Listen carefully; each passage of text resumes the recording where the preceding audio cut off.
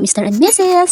For today's video, samahan niyo ako at mag-unbox tayo ng aking parcel na ukay-ukay. Kung napanood niyo nga yung nakaraang vlog ko regarding sa mga damit na hindi nakasya sa akin, so nag-decide akong mag-order sa ukay-ukay. Ito ay nabili ko lang online. Paano ba naman kasi marami na akong maliitan na damit.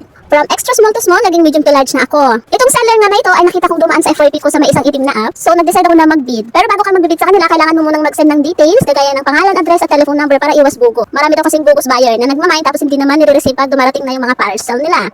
Sila din yung live seller na hindi masakit sa tenga pakinggan habang nagla-live at hindi sila masungit. Sasabihin din nila kung merong damage at bibigyan ka pa ng discount kung may konting damage yung piniflex nila. Hindi ko sila personal na kilala at hindi rin ako ng bobola. Base lang yan sa aking experience bilang nagbibid or bumibili sa kanila. Nataon na nung nagbid ako ay nakabagsak presyo sale sila. Itong mga pantalon na to ay nabili ko lang ng 3 to 5 dirhams each.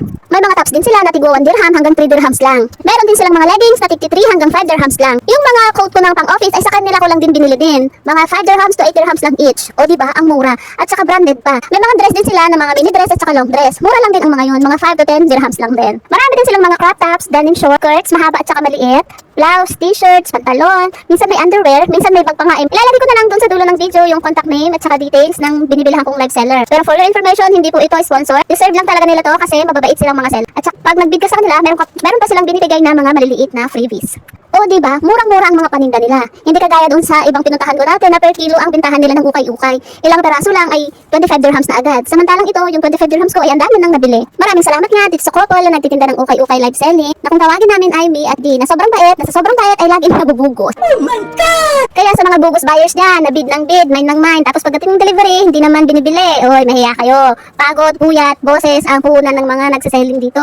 Kung walang pambayad ay wag mag-mind para hindi nasasayang ang oras. Hindi yung darating na yung parcel kung kailan ang delivery ay hindi nyo sinasagot ang tawag ng courier. Dahil may ginawang GC ang seller para sa aming mga nagbibid. At doon naglalabas ng hinangin kaya minsan naaawa rin kami sa kanila. Pwede naman silang pakiusapan na pag wala pang pambayad ay pwede namang magpa-reserve. Madali lang naman kausapin kung kailan darating ang sahod ay saka na lang babayaran at ipapadispat. Hindi yung kung kailan nasa pintuan nyo na o nasa gate na yung courier ay saka nyo sila ibiglang ibablock at hindi na kayo nakakontak. O diba? Heto na yung pangalan at saka contact number ng aking binibilhan na live seller.